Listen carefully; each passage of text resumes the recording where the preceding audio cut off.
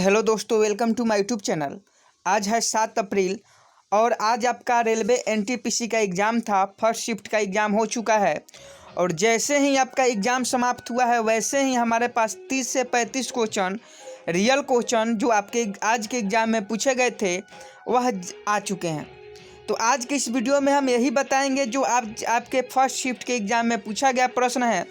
तो अगर आपका एग्ज़ाम आने वाले दिनों में है तो आपके लिए यह वीडियो बहुत ही महत्वपूर्ण है, क्योंकि आपके लिए यह जानना बहुत ही आवश्यक है कि कौन से प्रश्न किस टॉपिक से पूछे जा रहे हैं, प्रीवियस ईयर क्वेश्चन रिपीट हो रहा है कि नहीं, पहले जो क्वेश्चन पूछा गया है वो रिपीट हो रहा है कि नहीं। तो अगर आपका भी एग्ज़ाम है तो आप इस वीडियो में शुरू से लेकर अंत तक रहिएगा। तो चलिए हम प्रश्न को स्टार्ट करते हैं। पहला क्वेश्चन आपके एग्ज़ाम में पूछा था कि ऋग्वेद में पुरंदर शब्द का प्रयोग किसके लिए हुआ है। ऋग्वेद में पुरंदर शब्द का प्रयोग किसके लिए हुआ है? तो इंद्र भगवान के लिए। इंद्र भगवान के लिए ऋग्वेद में पुरंदर शब्द का प्रयोग हुआ है। तो इंद्र जिस भी ऑप्शन में था ABCD वह आपका सही आंसर हो जाता। अगला पूछा था यूनिसेफ दिवस कब मनाया जाता है। 7 अप्रैल के फर्स्ट शिफ्ट में क्वेश्चन पूछा था यूनिसेफ दिवस कब मनाया जाता है। तो यूनिसेफ दिवस 11 दिसंबर को मनाया जाता है। तो 11 दिसंबर वाले ऑप्शन आपका सही आंसर हो जाता। अगला प्रश्न पूछा था सहारा का मरुस्थल किस महाद्वीप में स्थित है। सहारा का मरुस्थल किस महाद्वीप में स्थित है। तो उत्तरी अफ्रीका में। सहारा का मरुस्थल जो है वह उत्तरी अफ्रीका में स्थित है। तो उत्तरी अफ्रीका इसका राइट आंसर हो जाएगा। अगला प्रश्न पूछा था कि पृथ्वी का ध्रुवीय उसके विषुवत व्यास से कितना कम है। पृथ्वी का ध्रुवीय उसके विषुवत व्यास से कितना कम है। तो 42 किलोमीटर कम है। 42 किलोमीटर वाले ऑप्शन आपका सही आंसर हो जाता। अगला प्रश्न पूछा गया था भूगोल से है, हमारी आकाशगंगा की आकृति कैसी है। आपके आज के एग्ज़ाम में 7 अप्रैल के फर्स्ट शिफ्ट के एग्ज़ाम में क्वेश्चन पूछा गया था कि हमारी आकाशगंगा की आकृति कैसी है। तो सर्पिलाकार। हमारी आकाशगंगा की आकृति सर्पिलाकार है। अगला प्रश्न पूछा था हुंडरू जलप्रपात किस नदी पर स्थित है। हुंडरू का जलप्रपात जो है वह किस नदी पर स्थित है। यह पहले भी क्वेश्चन पूछा जा चुका है और आज भी यह क्वेश्चन आपके एग्जाम में पूछा था। तो हुंडरू का जलप्रपात जो है वह स्वर्ण रेखा नदी पर स्थित है। तो स्वर्ण रेखा नदी इस प्रश्न का राइट आंसर हो जाता। अगला प्रश्न पूछा था राष्ट्रीय धातुकर्म लेबोरेटरीज कहाँ पर है। राष्ट्रीय धातुकर्म लेबोरेटरीज कहाँ पर है। तो जमशेदपुर में है। जमशेदपुर इस प्रश्न का सही आंसर हो जाता। एक प्रश्न पूछा था कि वायुमंडल दाब में आकस्मिक घटाव क्या दर्शाता है। वायुमंडल दाब में आकस्मिक घटाव क्या दर्शाता है। तो तूफानी मौसम का।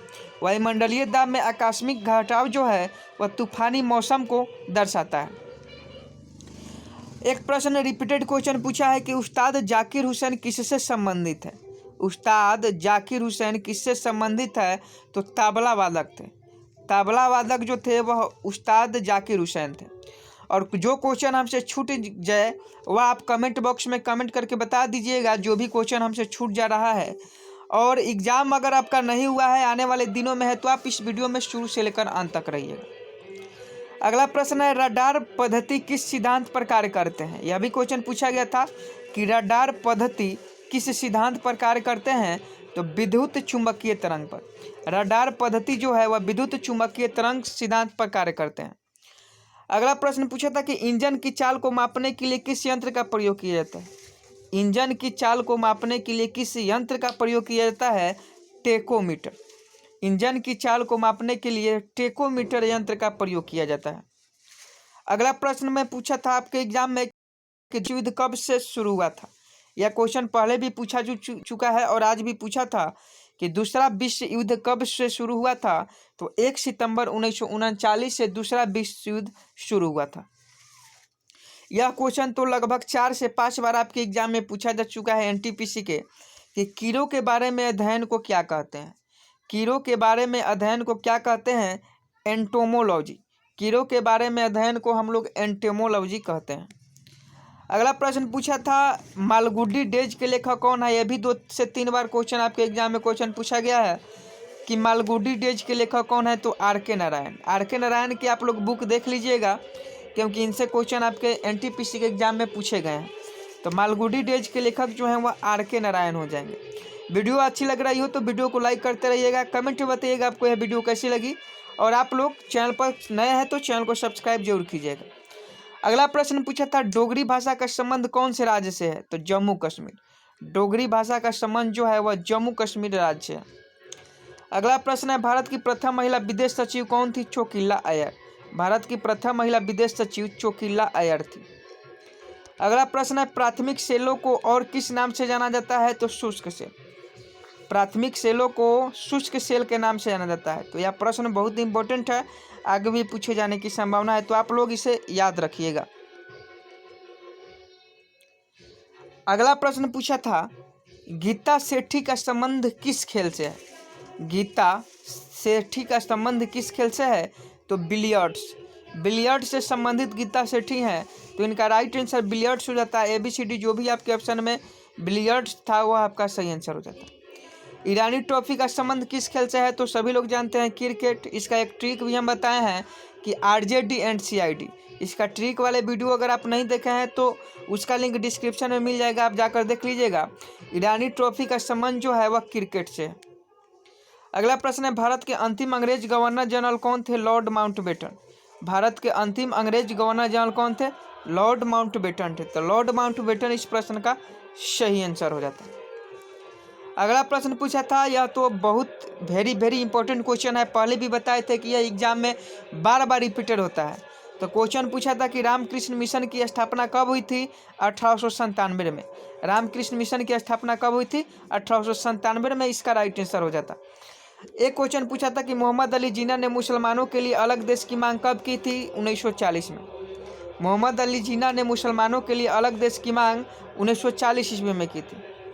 अगला है, खून को बहने से रोकने में कौन सा विटामिन सहायक है? विटामिन के खून के बहने से जो रोकता है वह विटामिन के रोकता है।